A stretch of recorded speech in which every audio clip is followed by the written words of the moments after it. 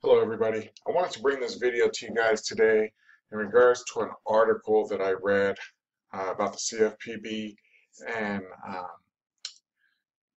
Freedom Debt Relief, debt management company. So I wanted to kind of open your guys' eyes to see how a debt management company works, how they operate, and the type of troubles that you may find yourself in when you start dealing with a company like um, some type of debt management company. So what I'm going to do is I'm going to press pause real quick. I'm going to go ahead and bring a quick slideshow just to give you guys some information, and then we'll go ahead and talk about this for a minute. So bear with me. Okay, so here's the information I pulled up. The reason why I did this again was I was reading through an article today posted by the CFPB, which is a Consumer Financial Protection Bureau, and they're suing a company called uh, Freedom Debt Relief. And this is a debt management company. And what they do is they help their clients to settle accounts for less than the full amount owed. So what I wanted to do is I kind of wanted to shed a light and show you guys how the system really works and how it could possibly harm you, um, as well as charge you extra for the amounts that are owed. So what I did is I went ahead and I looked into Google. I typed in what is the average credit card debt in the United States, and based on NerdWallet from a post that they posted back in December of 2016, they showed that amount at $16,061. So what I did is I went ahead and took that amount, and these are the numbers that we're going to work with, so it's kind of something that's fresh and current and relevant. Okay, so what I did, like I said, is I took the figure $16,061, and according to the article, CFPB states that the debt management company charges anywhere between 18 and 25% for their fees, based on the enrolled amount when they first start with the account. So what I did is I went ahead and I took the liberty to do some calculations, and I took it on the low end, which is 18%, and I did the calculation, and it came up with the fees for those accounts at $2,890.98. Okay, and what I wanted to do is I wanted to assume that they're going to be able to get you a 25% savings on the debt. So they'll be able to get a 75% settlement, meaning that you'll save 25%, you'll pay 75%. So when I did that math, I took the same figure, $16,061, and the amount of savings that they would be able to get you at 25% discount is going to be a little over $4,000. Now, what I wanted you to do also is I wanted to assume that you're in a 35% tax bracket.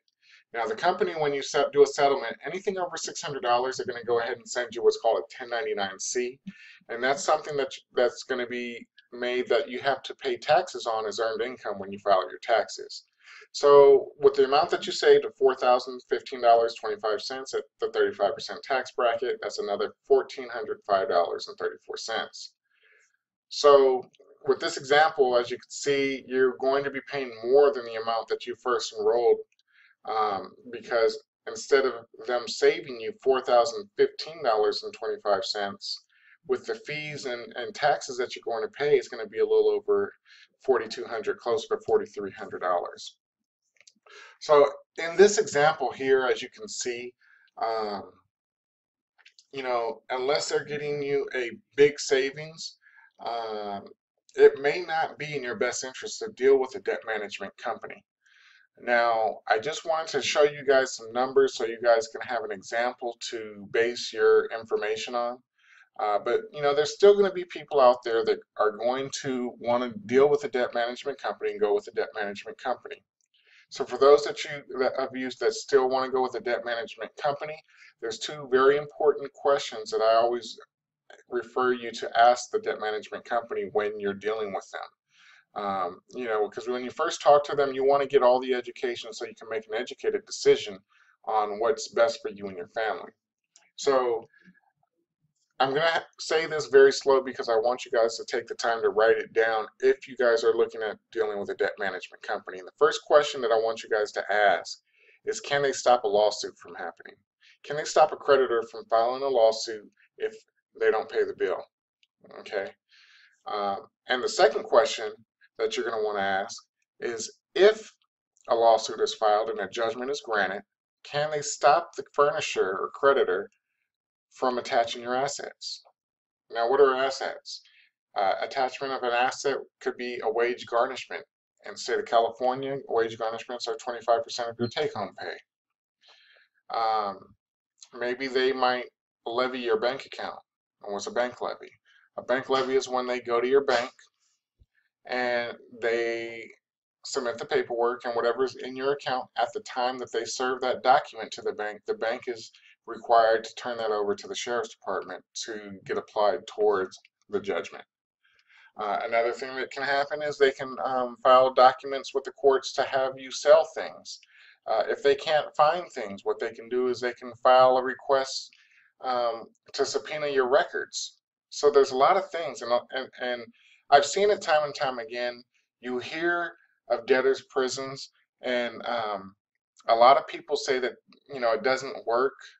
But I want to speak on the contrary to that because I have seen people arrested for not paying their bills, and let me explain what I mean by that. If somebody is required to, if they're subpoenaed to come show their records, it's called an order of examination. If they're required to come to the courts and provide these documents and they don't show up, the court can grant a bench warrant. And in a circumstance that I dealt with some years back, a gentleman didn't go to his court hearing. A bench warrant was issued, and he was pulled over and went to jail. So these are the types of things that it's not really said and spoken about, but I want you guys to have all the information just to give you guys a better chance of protecting yourself. Okay, so in this video, what we talked about was a debt management company and how it works, the savings that you can save, and then we talked about 1099-C, which is income that's going to be required to pay taxes on. We talked about savings and fees.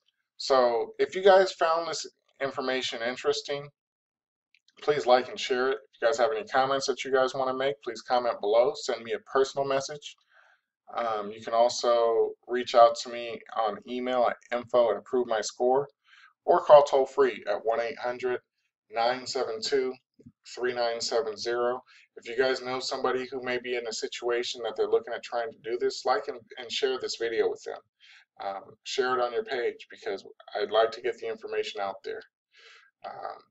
Now today is November 9th, 2017. That's the date that I read this article. You can Google CFPB and filing a lawsuit against Freedom Debt Relief, and you can read about it. Okay, so with that being said, just want to thank you for your time of watching the video. And with that being said, this is Fred Levi, VP of Sales, here to Improve My Score. You guys have a great day.